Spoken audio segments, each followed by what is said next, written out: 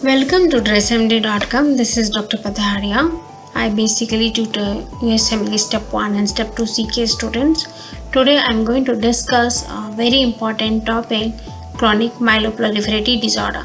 So it includes chronic myeloid leukemia where there is a BCL-ABL fusion gene or there is a translocation of chromosome 9 and 22.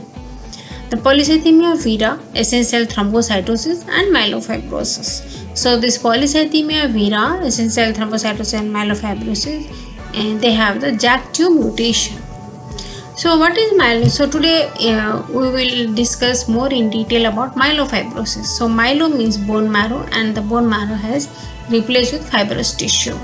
We all know that the bone marrow, inside the bone marrow there is a production of RBC, WBC and platelets. So all the precursors are formed in the bone marrow and once they mature they come into the peripheral circulation. But in myelofibrosis the whole of the bone marrow is fibrous. So it's also the fibrosis and there is a neoplastic proliferation of megakaryocytes. So it's a hematopoietic stem cell malignancy and when there is a clonal expansion of neoplastic megakaryocyte. So a megakaryocyte is a large cell and the central nucleus and the platelets are formed with the breakdown of the cytoplasm. So these neoplastic megakaryocytes they release the cytokine. That cytokine will lead to formation of TGF beta or the transforming growth factor beta. That transforming growth factor beta is responsible for the fibrosis what we see in a patient with myelofibrosis.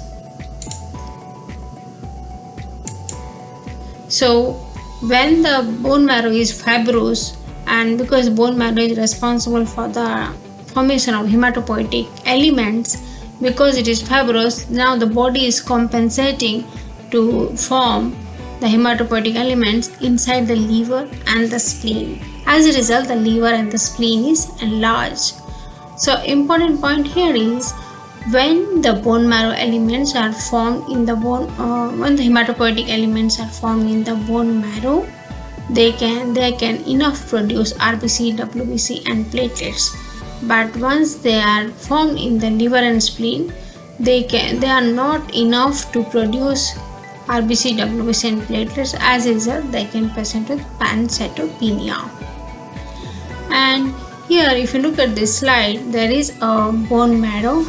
The bone marrow is fibrosed here. You can see the fibrosis and you can also see the occasional clusters of megakaryocyte, and there also you can see the adipocytes or the fat cells.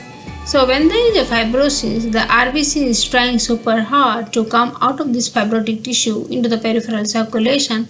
As a result, there is a damage to this RBC membrane and that damage causes a shape of a teardrop. That is why we see the teardrop cells in the peripheral blood smear.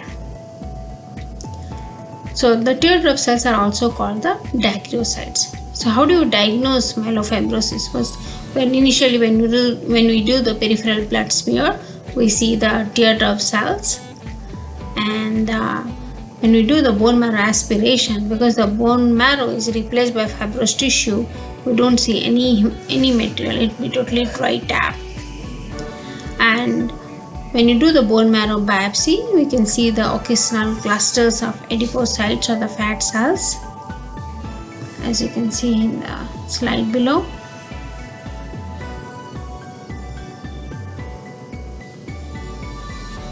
So occasional cluster of megakaryocytes and fibrosis. So normally we cannot see fibrosis in a routine stain. For that we have to do a special stain that is called the reticulin stain.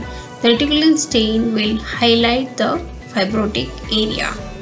So because this is a JAK2 mutation, we have to inhibit the JAK2 mutation by giving a drug that is called ruxolitinib. So myelofibrosis, as there is a fibrosis and also we see adipocytes, how do we differentiate from aplastic anemia? First, aplastic anemia, whether it is due to any virus or it may be due to radiation exposure.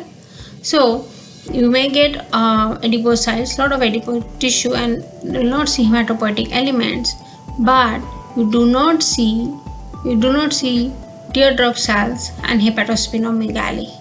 Teardrop cells, hepatosplenomegaly is more characteristic of myelofibrosis.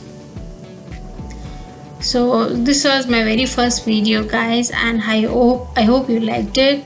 And please let me know if you want me to make more videos, and please like, share and subscribe.